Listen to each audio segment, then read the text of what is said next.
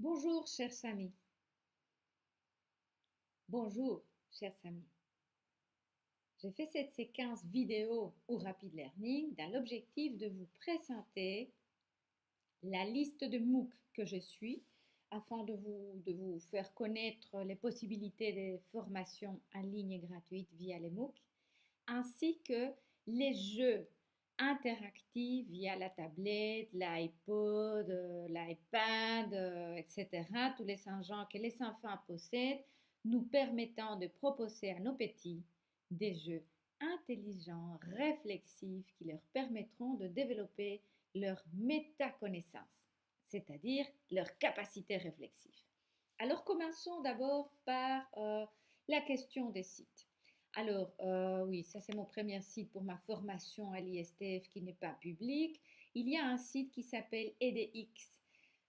Il s'agit d'un site international qui a été créé aux États-Unis, mais qui nous permet d'accéder à un nombre incroyable, vraiment important de formations. Ah, par hasard, je ne l'ai pas ici sur mon tableau, qui nous permet d'accéder à beaucoup de formations en ligne gratuites. Il y en a en anglais, en français, en espagnol, en italien, un peu dans toutes les langues. Alors, il suffit de s'inscrire chez EDX et de commencer à suivre ces MOOC, cours massifs cours massifs en ligne gratuits, que pour pouvoir profiter des informations de ces cours. Après, il y a les sites, je vais tester mon hyperlien de FutureLearn. FutureLearn est une institution qui propose également, c'est une institution plutôt anglaise, qui propose des MOOC nous permettant aussi de comprendre des phénomènes en sciences sociales, en sciences exactes, en informatique, etc., des phénomènes d'actualité. Moi, personnellement, j'ai le plaisir de suivre de MOOC sur, voilà, vous voyez sur l'écran l'introduction à la filmation aux vidéos dans la classe. Donc, il y a beaucoup de possibilités liées à ces sites de formation. Ensuite, vous savez, euh, des sites comme celui de la, ça c'est l'UCL, mais ce n'est pas pertinent pour vous, de la European Schoolnet, qui propose également des sites en ligne. Mais passons tout de suite à ce qui nous intéresse, c'est-à-dire les serious games, les jeux que les enfants peuvent télécharger et qui sont vraiment à leur portée et qui leur permettent de développer leurs compétences et surtout leur intelligence qui est belle et qui se développe durant l'enfance. Alors, la première possibilité que nous savons, enfin tout est lié à ce qu'on appelle les serious games. Les concepts des serious games vient de les jeux sérieux vient de la possibilité technologique de faire des simulations et de permettre à l'enfant d'interagir avec les jeux. Je ne vais pas aller plus loin puisque vous savez tous des enfants et que vous savez comment ça marche. Alors, il y a un jeu, j'ai fait une liste, je vais vous expliquer un peu quelles sont les possibilités, c'est que vous pourriez télécharger dans vos téléphones, vos tablettes et vos ordinateurs. Alors, il y a des jeux que j'appelle les jeux merveilleux. Il y en a un qui s'appelle Unravel et c'est un puzzle géant que les gens font depuis leur pays d'origine. Donc, il y en a qui se font par exemple en Colombie, en Amérique latine, au Japon, etc. Et le jeu consiste à un petit bonhomme rouge qui marche, qui marche, qui marche. C'est un jeu vraiment très très bon. Il y a un paiement après l'essai gratuit. Mais voilà, je vous laisse découvrir et de voir par vous-même si ça vous intéresse. Ensuite, il y a les Duolingo, qui consiste en général en jeu qui teste, non, c'est pas celui-là, qui teste l'intelligence de vos enfants. Je vais aller à Bravo Vol parce que l'autre ne me donne pas les liens. Ici, on est face à un site où les enfants peuvent apprendre les langues, que ce soit l'anglais, les néerlandais, les Dutch, l'espagnol, etc. Mais voilà un site où on peut apprendre en s'amusant. C'est conçu pour les enfants. Après, il y a créer son histoire avec Myst, par exemple, dont les sites web est cyan.com. Alors ici, c'est que vous savez c'est un jeu interactif, donc des simulations des réalités virtuelles, on va dire, qui vous permet d'entrer dans des mondes fantastiques et de créer votre propre histoire. Ensuite, nous avons, oh, je reviens, les jeux des mouvements. Alors ces jeux sont très chouettes pour les filles et pour les garçons qui souhaitent bouger à la place de rester actifs et collés à leur tablette. Je vais vous montrer quelques-uns. Donc il y en a un qui s'appelle Just Dance, qui permet, voilà, aux jeunes, vous voyez ici, il y a 3 ados avec leur smartphone, de suivre les rythmes, de suivre les pas et d'entrer dans les moves à partir de chez soi. Après, il y a le Atari Hit, les Ball Strike. Il y en a un que j'aime beaucoup, c'est les Phytocratie. C'est un jeu qui est conçu ainsi pour que les grands et les petits euh, prennent conscience de leur diète, la manière dont ils mangent, la santé en général et le bien-être en général. Donc, c'est un jeu qui est plutôt conçu pour les grands, mais qui nous donne des conseils pour faire du sport, pour bien se nourrir, pour augmenter sa motivation, etc. Donc, un jeu qui peut être intéressant aussi pour les grands. Je vais quand même vous montrer Ball Strike, qui est un jeu, à mon avis, qui peut aller aussi pour les adultes, aussi bien que pour les petits. Nous, ayant des enfants presque ados, ça pourrait leur plaire. Donc, c'est un jeu qui permet aussi d'être plus sportif. Alors, je vais passer aux jeux cognitifs. Alors, les jeux cognitifs, ce que j'appelle cognitif ou métacognitif, si vous voulez, c'est les jeux qui amènent les enfants à développer la gym cérébrale. Ça veut dire quoi? Un enfant qui développe sa métacognition est un enfant qui va, par exemple, comparer, analyser, évaluer, tester, réguler de lui-même les apprentissages. Il faut savoir que lorsque les enfants sont face à un jeu, parfois les jeux sont répétitifs. Donc, il n'y a qu'une partie de son cerveau qui s'active tout au début et qui lui permet de comprendre les jeux. Et après, il n'y a que la répétition qui compte. Donc, l'idéal par rapport à tous les jeux que les enfants possèdent dans leur tablette est de pouvoir varier les possibilités. Alors, nous avons les Nintendo UK, donc dont l'adresse est nintendo.co.uk, qui permet de développer du brain training. Donc, et là, vous verrez, il y a un prix à payer, mais il y a aussi des versions gratuites. Un autre jeu intéressant, c'est les Naga Hit. C'est pour une classe, ça pourrait s'appliquer aux enfants d'une classe. Et alors, c'est beaucoup plus interactif. Je trouve que pour nos enfants qui sont déjà, pour certains, branchés avec leurs copains via leur smartphone et les Facebook, ces jeux pourraient leur aider à développer de nouvelles possibilités ensemble. Alors, il y a le Brain Training qui est vraiment, vraiment excellent comme jeu sur les smartphones. Et donc, c'est un jeu qui permet d'avoir des tests pour comparer, analyser, évaluer, voilà, développer toutes les compétences réflexives ou métacognitives. Après, il y a Luminosity. C'est un jeu que j'ai dans ma tablette pour mes enfants. C'est vraiment génial. Il y a une version gratuite et une version payante. Il y a des entraînements journaliers. Et donc, c'est vraiment un jeu qui permet aux enfants de tester, de comparer leur évolution et de jouer tout en apprenant, tout en restant actif dans leur tête. Alors oui, ici évidemment il y a mon nom puisque je suis déjà inscrite. Après il y a les jeux eidetic, mais qui est seulement disponible pour les Mac. Donc je pense que Roland et Catherine, j'ai pas les liens actifs, pourraient bien l'installer dans leur ordinateur. Après il y a les Brain Exercises, donc c'est brainhq.com. Qui est aussi un jeu en anglais. La plupart des jeux se trouvent en anglais. Parfois, il y a des possibilités de traduction, mais voilà, il y en a pas mal. Mais les enfants sont très doués pour les langues, rassurez-vous. Donc, un autre jeu interactif pour, pour que le cerveau s'active. Après, il y a ce qu'on appelle les simulations. Donc, on est dans des mondes virtuels et on s'y met, on navigue, on invente des choses. C'est un peu comme les Lego. Alors, il y a SimCity, qui est un jeu qui permet de créer des villes. Je crois que mes enfants jouent actuellement sur ces jeux, donc on peut construire des bâtiments, voilà, de choses intéressantes sur ces jeux-là. Après, nous avons le Farm Story, c'est pour les tout petits. Et il s'agit, c'est à nouveau pour les Mac, je crois que c'est possible aussi pour les PC, mais à vérifier, de créer des mondes virtuels à la campagne.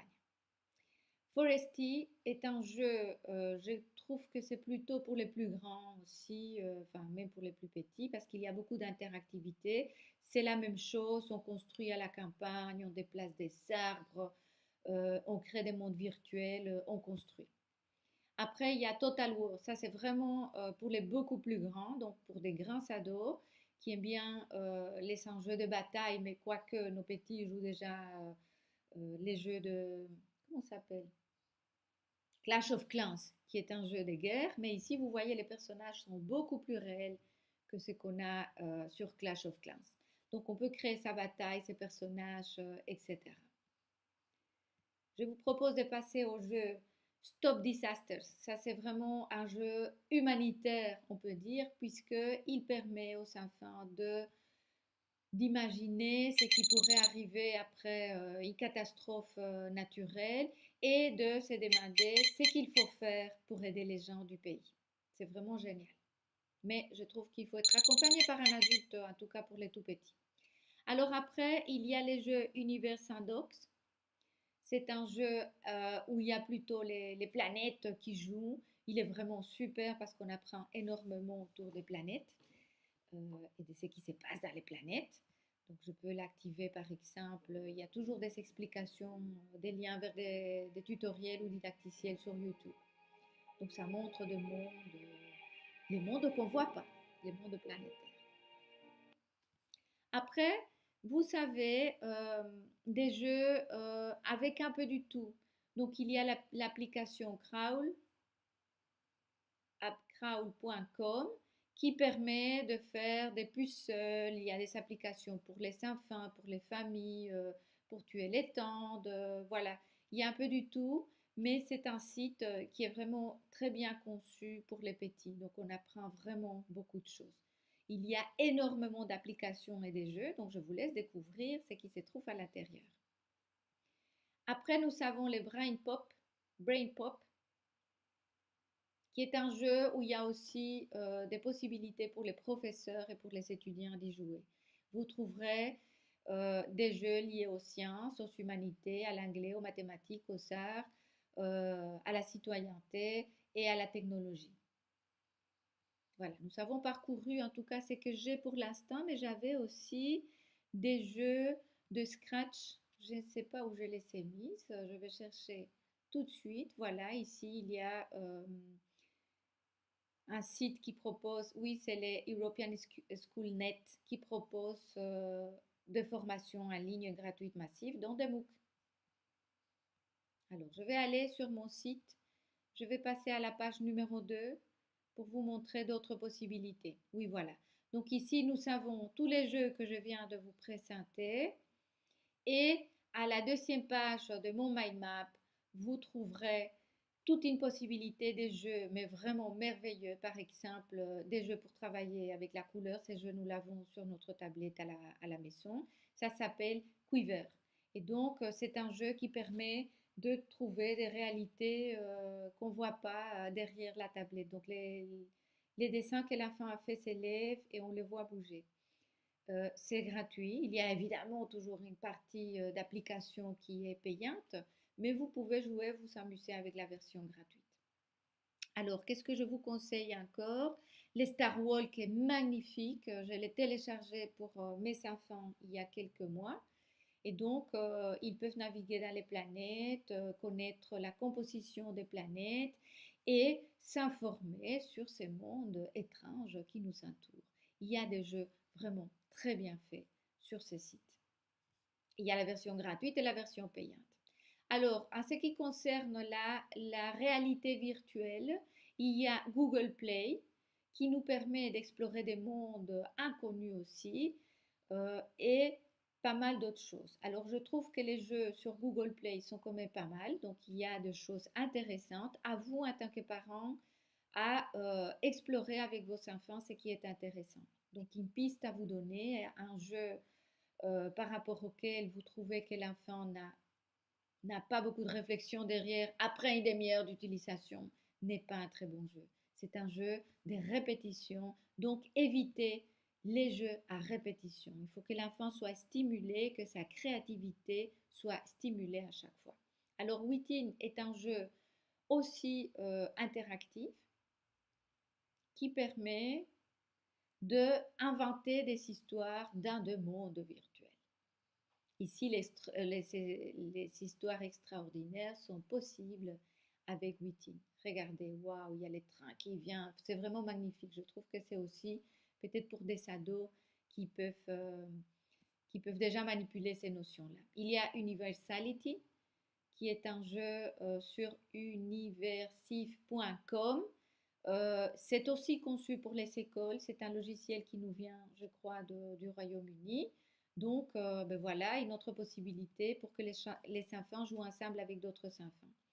Alors, il y a la Khan Academy, ça c'est pour vous, chers parents, un site vous permettant de faire découvrir à vos enfants beaucoup d'informations et de leur permettre de tester leurs connaissances et d'avoir accès à beaucoup d'informations. Moi, je l'utilise aussi pour créer des cours, mais vous pouvez l'utiliser pour, par exemple, créer une plateforme de votre famille. Alors, il y a des jeux qui nous permettent d'inventer des mini-séquences vidéo. Alors, il y en a que j'aime beaucoup qui s'appelle Scratch. Il y a la version Scratch Junior et Scratch Grand. Grand, ça veut dire ado, hein. Donc, les enfants peuvent inventer des mini-mondes, choisir les fonds d'écran, les petits personnages qui bougent, les cochons qui font des petites cabrioles, enfin pirouettes, pardon. Et donc, c'est vraiment très sympa. Et via ces jeux, l'enfant développe quand même des compétences d'édition et de montage. Donc, très intelligent et très sympa. Alors, pourquoi créer des jeux pour les enfants? Pour devenir eux-mêmes des créateurs, pour contribuer au développement de compétences techniques, pour développer la pensée complexe pardon. Ça leur permettrait de devenir après des scénaristes, des créateurs de logiciels, des informaticiens, ne fût-ce que d'être bien dans leur corps et d'être créatifs. Alors, les tout derniers logiciels, il y a les Scratch. Les Scratch pour les jeunes, je vais quand même vous les montrer parce qu'il n'y a pas que le petit cochon et les chats comme sujet. Et ici, vous voyez des vidéos réalisées par des plus grands. Donc voilà, avec des montres réelles, ici c'est l'océan, les renards, etc. Donc les enfants peuvent créer leur propre séquence vidéo. C'est des jeux gratuits aussi. Il y a les codus, seulement pour des PC. Alors c'est des dessins avancés qui nous permettent de créer des mondes dans des situations complexes. C'est génial pour des enfants qui ont vraiment déjà le feeling de l'informatique et qui aiment bien se lancer dans des jeux créatifs. Il y a la version payante, la version gratuite, mais voilà, ça c'est en fonction des affinités, des compétences de vos enfants que vous devez choisir. Alors il y a les projets Spark pour les plus grands, donc c'est beaucoup plus avancé. Et via ces jeux dont je n'ai pas les liens, on peut faire des montages beaucoup plus avancés. Il y a le Minecraft.net. C'est un tout nouveau, il y a une toute nouvelle version. On peut l'acheter, mais il y a aussi une version gratuite des tests. Qu'est-ce que vos enfants peuvent faire? Vos enfants qui aiment bien déjà les mondes des Lego, ils peuvent créer des histoires Lego, mais ils s'inventent des mondes où il y a voilà, des personnages, ils s'inventent leurs avatars, voilà, toutes les possibilités sont là à vous de télécharger, de tester avec vos enfants. Donc, pour conclure cet exposé ou cette causerie, cette vidéo, je vous invite à explorer ces mondes virtuels, à suivre ce que je vous présente au niveau du mind map avec tous les liens et à vous lancer en compagnie de vos enfants et de vos jeunes, presque ados ou ados, et d'effectuer avec eux les premiers pas dans chaque logiciel. Les enfants méritent d'être accompagnés tout au début pour leur montrer notre intérêt, pour comprendre avec eux ce qu'ils font et pour leur demander vraiment si ce jeu leur permet de développer leur intelligence et leur créativité. Parfois, on croit que ce n'est pas le cas, comme avec le- les jeux qu'ils sont tous à l'école maintenant. J'oublie à chaque fois les Clash of Clans. Et si vous regardez de près, les Clash of Clans, c'est quand même un jeu très intéressant pour les enfants, autour duquel il y a quand même des dangers à mesurer à vous en tant que parents, les dangers d'acheter en ligne des médailles, des badges, etc. Et pour clôturer, je vous dirais à vous, parents, créez des règles avec vos enfants, créez des chartes avec vos enfants pour l'utilisation de tous ces logiciels. C'est bien intéressant, mais ce n'est pas ça le vrai monde. Ce n'est qu'une partie du monde des enfants. Voilà, merci beaucoup et peut-être à très bientôt.